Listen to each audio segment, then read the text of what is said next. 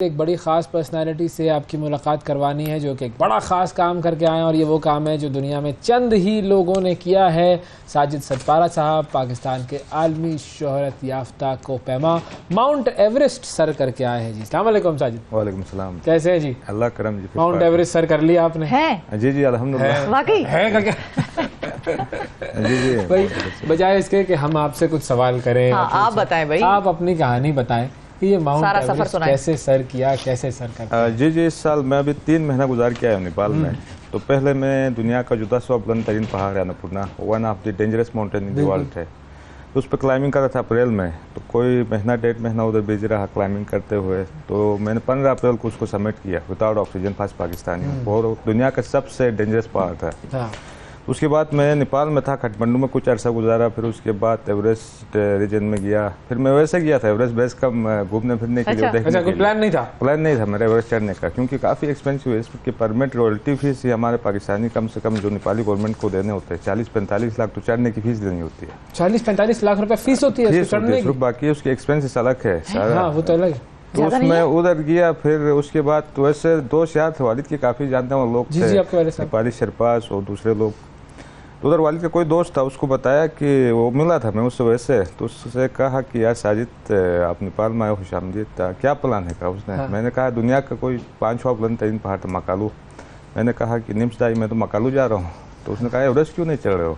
हाँ। मैंने कहा कि यार इतना एक्सपेंसिव, नेक्स्ट ईयर कोई स्पॉन्सर लेके, अच्छा स्पॉन्सर लेके फिर आता हूँ। तो उसकी कोई निम्सदाई फाउंडेशन, वो दुनिया का सबसे अभी फेमस क्लाइंबर है वो वर्ल्ड का भी।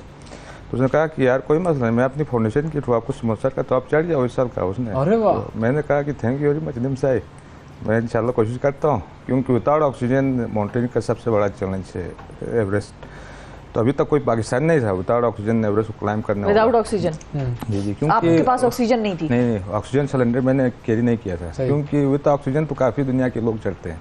अभी इस साल मैक्सिकन कोई ब्लाइंड बंदा था, उसको भी चढ़ाया शेरपास और विद ऑक्सीजन के साथ। अच्छा। अक्सर दुनिया के लोग, कोई नेपाली जिसके लेग्स नहीं थे वो बंदा भी चढ़ गया विदाउट ऑक्सीजन लगा के और शेरपा के सपोर्ट के साथ। विदाउट ऑक्सीजन, क्योंकि इस साल कम से कम 1200 क्लाइंबर्स थे कम से कम टोटल जो इंटरनेशनल, तो उसमें से हम दो बंदों ने विदाउट ऑक्सीजन क्लाइंब किया, बाकी सब ने कोई 700-800 लोगों ने ऑक्सीजन ला के चढ़ गए। अच्छा, वो सब नाकाम हुए उस चीज़ के अंदर? तो हाँ, विदाउट ऑक्सीजन, क्योंकि अक्सर लोग ट्राई नहीं करते, क्योंकि इतना मुश्किल होता है इसमें। अल्टीमेट एक एंड्योरेंस चेक होता है आपका, तो विदाउट ऑक्सीजन अक्सर लोग। टाइम कितना लगा आपको? मुझे एवरेस्ट में, क्योंकि मैं वो अन्नपूर्णा से एक्लिमेटाइज था, सारा कुछ मेरा फिटनेस और फिजिकली फिट था मैं एवरेस्ट से। विदाउट ऑक्सीजन उधर क्लाइंब किया था, तो मेन चीज़ एक्लिमेटाइजेशन का होता है। फिर मैंने काठमांडू में कोई 10 दिन रेस्ट किया एक बेहतरीन एनर्जी रिकवर करने के लिए। फिर डायरेक्ट बेस कैंप गया, मैं हाल ही में गया था बेस कैंप भी। अच्छा। तो उधर जाके डायरेक्ट मैंने समिट पुश किया 1 गो में, तो कुछ 4 दिनों में मैं ऊपर टॉप तक पहुंच गया। 4 दिन में? 4 दिन, क्योंकि कैम वाइज होता है। जिस तरह आप बता रहे हैं ना, मुझे बड़ा आसान लग रहा है ये। नहीं भाई, किधर से आसान होता है? 4 दिन कर लिया, पहले मैंने ये पहाड़ किया, फिर 10 दिन रेस्ट किया, फिर अगले पे चढ़ गया। क्योंकि हमारा काम आइसक्रीम लेकर आ रहे हैं, वो पगडंडियों में नहीं चलते।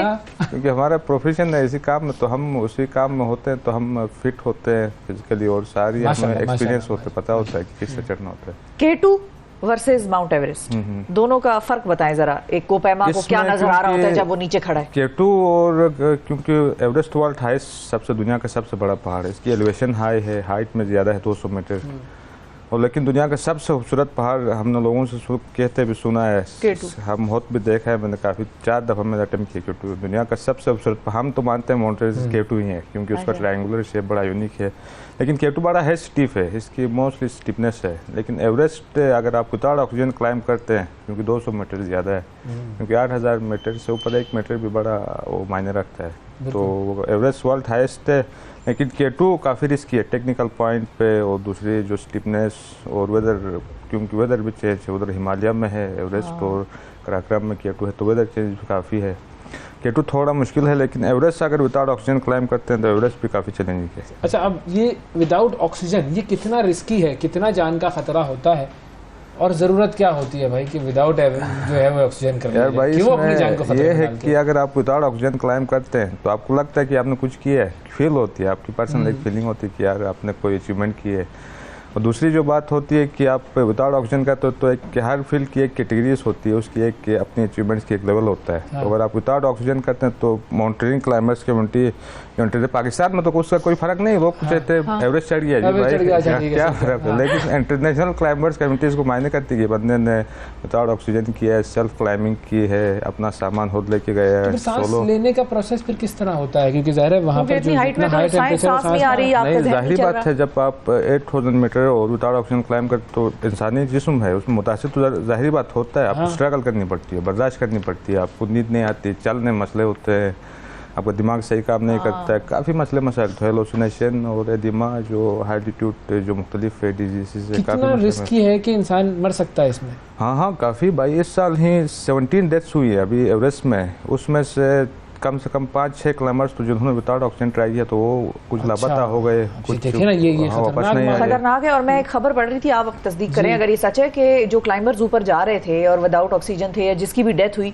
तो वो जाहिर है जिस जगह पर जिस पॉइंट पर डेथ हुई थी वो पड़े थे, तो लोगों ने उनको मार्क बनाया हुआ था कि मतलब ये yellow boot, mister yellow boot है तो इधर तक आकर हमने ये कैंप लगाना है, अच्छा आगे रेड बूट है, तो ये लोग बॉडीज पड़ी हुई वहां पर ऐसा नजर आती है। इतना वो लोग कुछ वो हवरू में कुछ और भी कहते, इतनी तो बॉडीज नहीं है, कुछ एक तो बॉडीज है क्योंकि हेलिडी स्टेप उसमें, क्योंकि वो बंदे उधर मर गए बेचारे उधर, क्योंकि काफी अरसे रहती जम जाती है बॉडीज भी, तो उधर ही पड़ी रहती है। तो हेलिडी स्टेप में एक बॉडी से अभी भी पड़ी है, कई सालों से वो 20-25 सालों से पड़ी हुई है, तो लोग उधर से ऊपर जाते हैं तो नजर आती है, नजर आती है। हाँ ये साहब आए थे कभी और अब यहीं पर है, वापस नहीं हो गया, अक्सर लोग मार्क बन गए वो एक तरह से, बिल्कुल काफी मसले मसाइल होते हैं। तो ये जो आपका टूर था इसमें कहीं कोई ऐसा पॉइंट आया कि जिस पे आपको बहुत ज़्यादा खतरा हुआ हो और बहुत लगा हो कि ये बड़ा? जी अभी एवरेस्ट में ही जब मैं समिट करके, क्योंकि मेन चीज़ वापसी पे आप सारा जो एनर्जी ड्रेन होता है तो थके हारे होते हैं। जब हम नीचे आ रहे थे तो क्योंकि विदाउट ऑक्सीजन काफ़ी वो बंदा थक हार के वो नीचे आ रहे थे,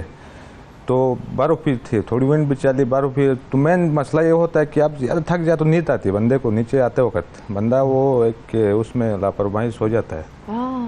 फिर मुझे, क्योंकि हम तो एक्सपीरियंस से 2-3-4 दफ़ा रियलाइज़ हो गया कि यार बंदा मैं सो रहा हूँ, मुझे जाना होगा नीचे, तो अगर आप ज़्यादा सो जाएं उधर पड़े रहें तो आप वेदर ख़राब होता है, फिर टाइम और हो जाता है, तो कोई वेदर मसला हो गया। और इसमें आपने ये अकेले किया था या आपके साथ? जी अकेले, मैंने सोलो क्लाइंबिंग, क्योंकि मेन जो इसमें शेरपा स्पोर्ट आप या विद ऑक्सीजन चढ़ते तो उसका एक अलग लेवल होता है। अब पर्सनल जो solo hybrid style of climbing होती है उसमें आप बंदा एक अपनी मदद आप चढ़ता है, तो इसकी वैल्यू ज़्यादा माउंटेनिंग कम्युनिटी में। अच्छा। मैंने सेल्फ क्लाइंबिंग की थी। क्या बात है। और ये जो सारी आपकी जो जर्नी है जिससे सीखा, उसमें आपके वालिद साहब का असल किरदार? मेन चीज़ तो वालिद से, क्योंकि सारी जो मैंने बेसिक ट्रेनिंग, सारी जो बातें गाइड माउंटेनिंग के बारे में जो मैंने बेसिक अपनी जो ट्रेनिंग वालिद से ली है, तो सारा कुछ वालिद, क्योंकि एक मोटिवेशनल है काफ़ी, मैंने अपने 2-3 मिशन वालिद के साथ ही किए, तो वालिद का भी एक ख्वाब था, क्योंकि एवरेस्ट विदाउट ऑक्सीजन, बाकी दुनिया के सारे पहाड़ चढ़े थे वालिद ने, तो विदाउट ऑक्सीजन एवरेस्ट एक ख्वाब था,